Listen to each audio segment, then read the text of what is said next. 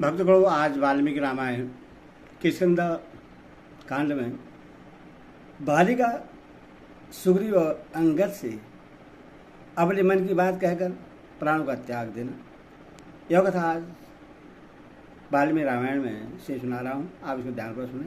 भक्तगणों, आप इस चैनल को लाइक करें, सब्सक्राइब जरूर करें। भगवान राम आपका, आपके परिवार का कल्याण करेंगे। सुनिए।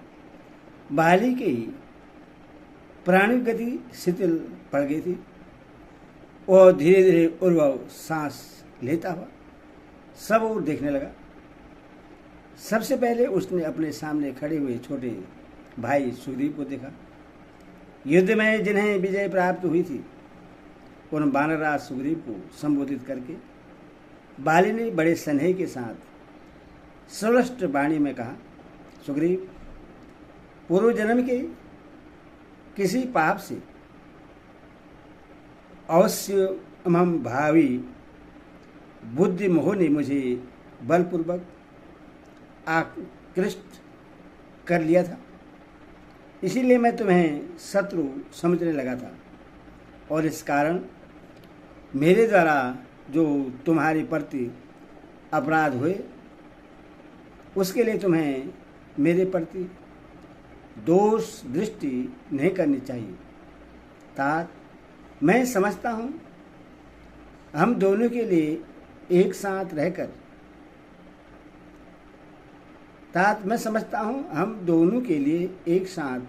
रहकर सुख भोगना नहीं बदा था।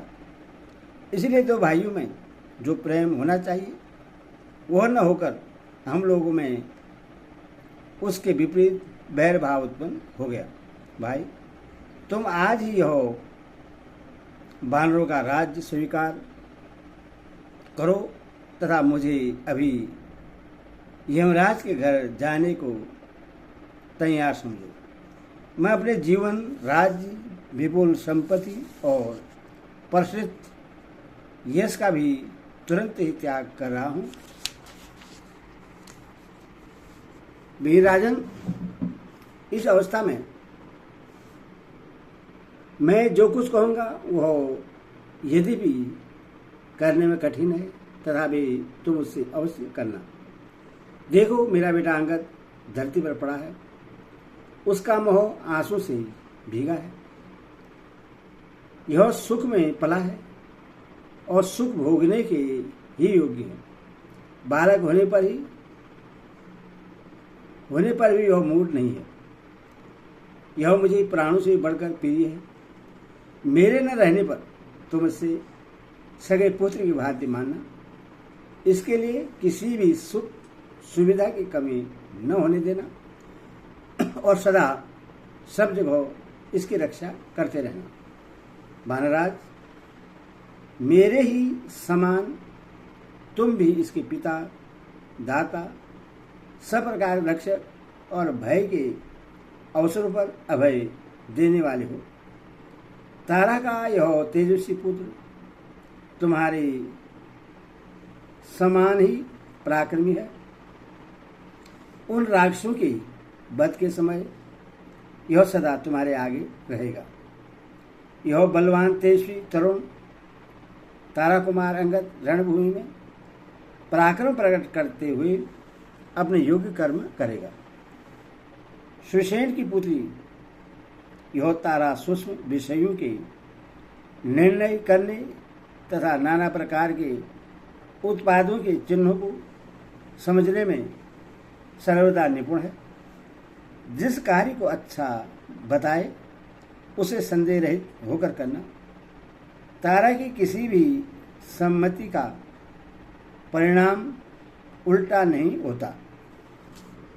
श्री रामचंद्र जी का काम तुम्हें निसंक होकर करना चाहिए। उसको न करने से तुम्हें पाप लगेगा और अपमानित होने पर श्री रामचंद्र जी तुझे मार डालेंगे। सुग्रीव, मेरी यह सोने की दिव्यमाला तुम धारण कर लो। इसमें उदार लक्ष्मी का वास है। मेरे मर जाने पर इसकी श्री नष्ट हो जाएगी। अथवा अभी से पहन लो। बाली ने भ्रात स्नेह के कारण जब ऐसी बातें कही तब उसके वध के कारण जो हर्ष हुआ था उसे त्याग कर सुग्रीव फिर दुखी हो गए, मानो चंद्रमा पर ग्रहण लग गया हो। बाली के उस वचन से सुग्रीव का बैर भाव शांत हो गया। वे सावधान होकर उचित बर्ताव करने लगे। उन्होंने भाई की आज्ञा से वह सोने की माला ग्रहण कर ली। सुग्रीव को वह स्वर्णमयी माला देने के पश्चात बाली ने मरने का निश्चय कर लिया।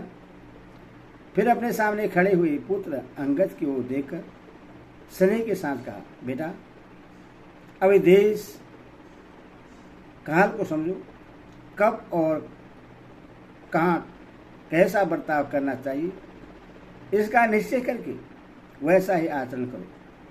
समय अनुसार पीढ़ी अपीढ़ी सुख दुख जो कुछ आ पड़े उसको सहो, अपने हृदय में समाभाव रखो और सदा सुग्रीव की आज्ञा के अधीन रहो। महाभाव, सदा मेरा दुलार पाकर जिस प्रकार तुम रहते आए हो, यदि वैसा ही बर्ताव अब भी करोगे तो सुग्रीव तुम्हारा विशेष आदर नहीं करेंगे। शत्रुदमन अंगद, तुम इनके शत्रुओं का साथ मत दो, जो इनके मित्र न हो उनसे भी न मिलो और अपने इंद्रियों को बस में रखकर सदा अपने स्वामी सुग्रीव के कार्य साधन में संलग्न रहते हुए उन्हीं के अधीन रहो। किसी के साथ अत्यंत प्रेम न करो और प्रेम का स्वार्थ अभावी न होने दो, क्योंकि ये दोनों ही महान दोष हैं। अथवा मध्यम स्थिति पर ही दृष्टि रखो। ऐसा कहकर बाण के आघात से अत्यंत घायल हुए बाली की आंखें घूमने लगी। उसके भयंकर दांत खुल गए और प्राण पखेरु उड़ गए। उस समय अपने योधपति की मृत्यु हो जाने से सभी श्रेष्ठ बानर जोर जोर से रोने और विलाप करने लगे।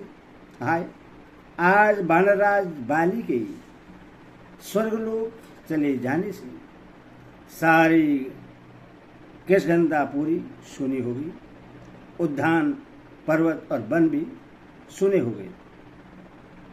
बानरश्रेष्ठ बाली के मारे जाने से सारे बानर श्रीहीन हो गए, जिनके महान वेग प्रताप से समस्त कानन और वन पुष्प समूह से सदा संयुक्त बने रहते थे।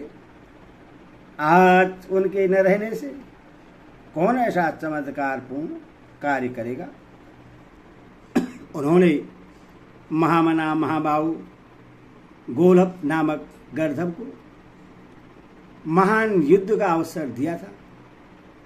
वह युद्ध 15 वर्षों तक लगातार चलता रहा, न दिन में बंद होता था न रात में। तदनंतर 16 वर्ष आरंभ होने पर गोलभ बाली के हाथ से मारा गया। उस दुष्ट गर्दभ का वध करके जिन विकराल दाढ़ों वाले बाली ने हम सबको अभयदान दिया था, वही ये हमारे स्वामी बानरराज स्वयं कैसे मार गिराए गए। उस समय वीर बानरराज बाली के मारे जाने पर वनों में विचरने वाले बानर वहां चैन न पा सके। जैसे शेर से युक्त विशाल वन में सांड के मारे जाने पर गौएं दुखी हो जाती हैं, वही दशा उन बानरों की हुई। तदनंतर शोक के समुद्र में डूबी ही तारा ने जब अपने मरे हुए स्वामी की ओर दृष्टिपात किया, तब वह बाली का आलिंगन करके कटे हुई महान वृक्ष से लिपटी हुई लता की भांति पृथ्वी पर गिर पड़ी। इस प्रकार श्री वाल्मीकि निर्मित आर्ष रामायण आदि काव्य किष्किंधा कांड बोलो सियावर रामचंद्र की जय।